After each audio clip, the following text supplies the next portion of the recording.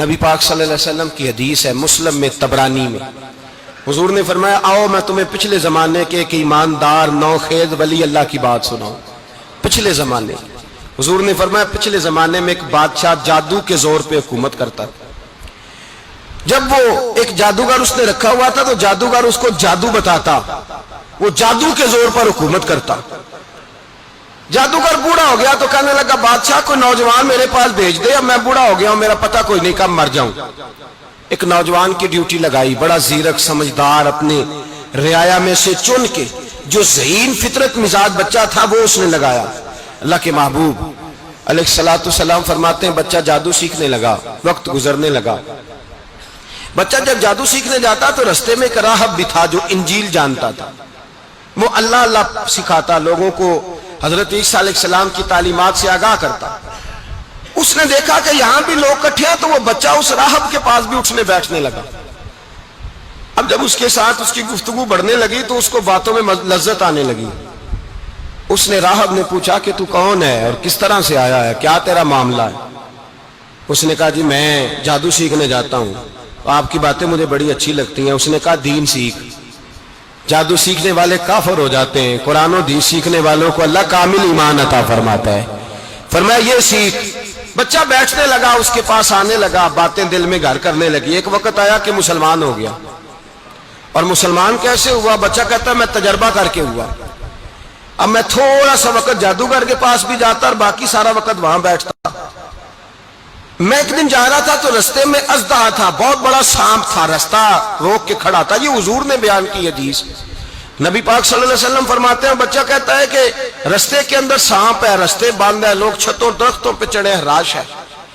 کہتے چھوٹا سا روڑا میں نے اٹھایا تو میں نے کہا اللہ اگر جادوگر سچا ہے تو اسے مار دے۔ چھوٹا سا روڑا میں نے پھینکا، اژدہا کوئی نہ مرا۔ پھر چھوٹا روڑا اٹھایا، میں نے کہا اللہ اگر وہ عالم سچا ہے تو اسے مار دے۔ اب جب میں نے روڑا مارا تو اژدہا مر گیا۔ میرے اندر سے گواہی آئی نہیں دین کی باتیں سچی ہیں، نہیں قرآن کی باتیں اسلام سمجھانے کے لیے عرض کر رہا ہوں، اگرچہ اس دور میں انجیل تھی، اللہ رسول کی باتیں اچھی ہیں۔ کہتے میں مسلمان ہو گیا، اب میں نے راہب کے پاس ہی رہنا شروع کر دیا، جادوگر کے پاس چھوڑ دیا اس بچے نے آنا۔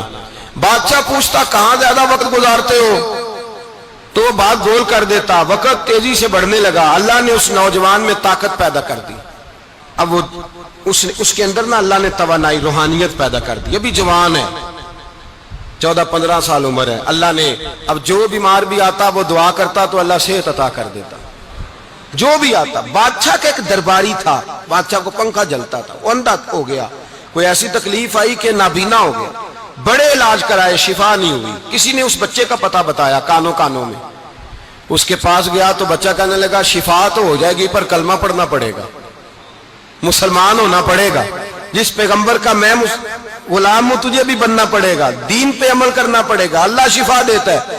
اس نے کہا تو مجھے کلمہ پڑھا، مجھے شفا دے، میں تیار ہوں۔ اس نے کہا شفا تو اللہ دیتا ہے۔ اس نے اللہ تبارک و تعالیٰ کا ذکر کر کے دعا مانگی، یہ مسلم شریف میں حدیث ہے، طبرانی میں موجود ہے۔ اللہ نے اسے شفا دی، اس نے کلمہ پڑھنا شروع کر دیا۔ یہاں ایک نقطہ لکھا ہے ہمارے علماء نے، کہتے ہیں جب اللہ ولایت عطا کرتا ہے نا تو یہ سفید بالوں والے کا حصہ نہیں ہوتی۔ اگر جوانی میں کوئی آدمی توبہ کر کے تصوف کے رستے پہ چلتا ہے تو سب سے زیادہ ولایت اللہ اسے عطا فرماتا ہے، سب سے زیادہ ولایت اس کے پاس ہوتی ہے۔ ابھی اس کے بال کالے ہیں، چڑھتی جوانی ہے، دعا کی تو اللہ نے، اور حدیث پاک میں موجود ہے کوڑے آتے تو شفا یاب ہو جاتے، اندھے آتے تو شفا یاب، برس والے آتے تو اللہ سے دے، جوان ہے۔ بادشاہ کے پاس وہ واپس گیا، وہ جو آدمی جس کی آنکھیں ٹھیک ہوئی تھی۔ بادشاہ نے پوچھا کہ کیسے شفا ملی؟ تو کہنے لگا میرے رب نے شفا دی ہے۔ بادشاہ سجدے کراتا تھا، اپنے آپ کو منواتا تھا معاذ اللہ، کہنے لگا میرے علاوہ کون رب ہے؟ اس نے کہا وہی رب ہے جس نے تجھے پیدا کیا ہے، اور وہی رب ہے جس نے مجھے اندھے کو آنکھیں دی ہیں، وہی ہے میرا مالک۔ کہا اچھا تو مجھے نہیں مانتا؟ کہا نہیں میں اپنے رب کو مانتا ہوں۔ بادشاہ نے اسے سزا دی، ستایا، اس نے بچے کا پتہ بتایا، پھر بچے کو بلا کے ستایا تو اس راہب کا پتہ بتایا، راہب بھی قتل ہو گیا، نابینا بھی قتل ہو گیا۔ بادشاہ نے کہا سپاہیوں سے اس بچے کو لے جاؤ اور پہاڑ کی چوٹی پہ جا کے نیچے پھینکو تاکہ مر جائے. بچہ پہاڑ کی چوٹی پہ گیا تو ہاتھ اٹھا کے کہنے لگا یا اللہ میرے لیے نہیں اپنے لیے، میرے لیے نہیں اپنے لیے انہیں اپنی قدرت کے جلوے دکھا. میرے لیے نہیں، اللہ کے بندے اپنی جان بچانے کی دعائیں نہیں مانگتے، اپنے لیے انہیں اپنی قدرت کے جلوے دکھا. یہ دعا مانگی، جتنے لوگ ساتھ آئے تھے وہ سارے زمین پہ گرے اور سب مر گئے، پہاڑ سے گر کے مر گئے. بچہ واپس سیدھا بادشاہ کے پاس کہنے لگا لو بھائی میرے رب نے مجھے بچا لیا ہے. جوان کا ایمان دیکھو، میرے رب نے مجھے، بولو میرے اللہ نے مجھے ایمان کی گواہی دے رہا ہے، میں بچ گیا ہوں، تو جھوٹا ہے، میرا رب سچا ہے. اس نے کہا لے جاؤ اس کو دریا میں، کشتی میں بٹھاؤ، بیچ دریا کے جا کے دھکا دے دو. بیٹھے کشتی میں، دریا کے بیچ گئے، اور جب جا کے وہاں اس کو دھکا دینے لگے تو اس نے کہا اللہ میرے لیے نہیں اپنے لیے انہیں اپنی قدرت کے جلوے دکھا. بس ایک طوفان سا آیا، جتنے سپاہی ساتھ آئے تھے ڈوب کے مر گئے.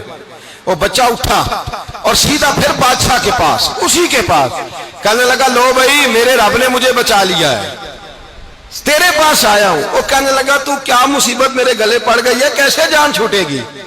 تو بچہ کہنے لگا اگر تو مجھے باندھے درخت کے ساتھ اور سارے ملک کو بلائے، لوگوں کو اکٹھا کرے، پھر تو مجھے تیر مارنا، میں تجھے بتاؤں گا کیسے مارنا ہے، میں مر جاؤں گا. اللہ کا بندہ نوجوان ایمان دیکھو، مرنے کے طریقے بتا رہا ہے، میں تجھے بتاؤں گا میں کیسے مروں گا. یہ بات کہی، بادشاہ نے سارا مجمع جمع کیا، ملک سارا باہر آ گیا، درخت کے ساتھ باندھ دیا. کہنے لگا بھائی لوگوں یہ مجھے مارنا چاہتا تھا، مار نہیں سکا، اب میں اسے بتانے لگا ہوں کہ میں کیسے مروں گا.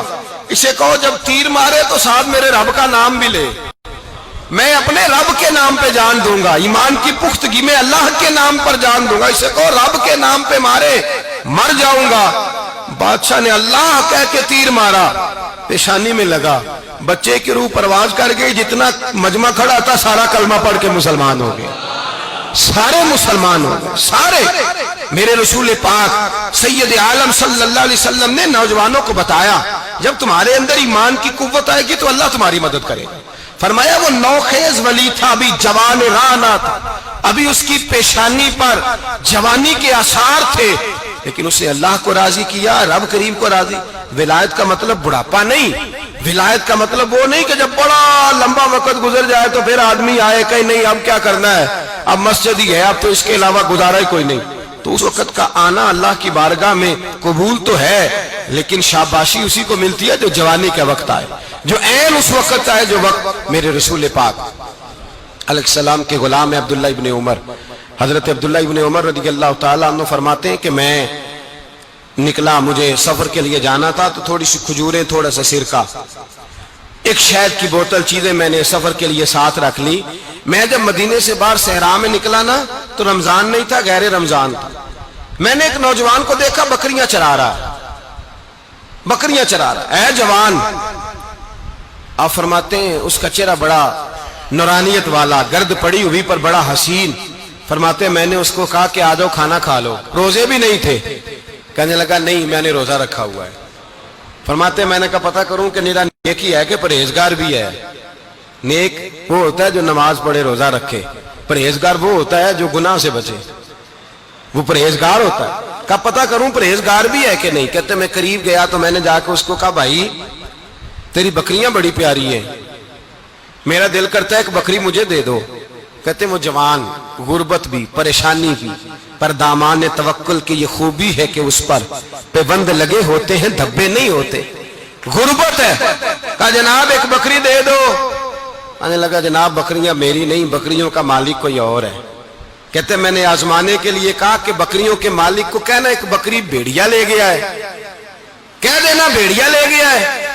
تو کہتے اس نے میری طرف دیکھا، گرد سے اس کے بال اٹے ہوئے، آنکھوں میں روشنی، چہرے پہ اطمینان، لب و لہجے میں ایمان کی طاقت. نوجوان کہنے لگا حضور بکریوں کے مالک کو تو کہہ دوں گا بھیڑیا لے گیا ہے، جب عرش کا مالک پوچھے گا تو کیا جواب دوں گا، اللہ کو کیا جواب دوں گا. کہتے ہیں میں کانپنے لگا اس کی بات سن کے، واپس آیا، جو کام نکلا تھا وہ چھوڑا، واپس لوٹ آیا. میں نے پتا کیا کس کا غلام ہے، پتا چلا فلاں آدمی کا ہے. کہتے میں نے پہلے غلام خریدا، پھر پتا کیا تیرے پاس بکریاں کتنی ہیں، اس نے کہا 400. کہتے میں نے مالک سے ساری بکریاں خریدی، پھر غلام کو بلایا. پھر وہ بکریاں تحفے میں دی، تحفے میں کہنے لگا حضور یہ سارا کچھ مجھے کیسے ملا؟ میں نے کہا تیرا ایمان بڑا پختہ تھا تو میرے رب نے تجھے انعام عطا فرمایا۔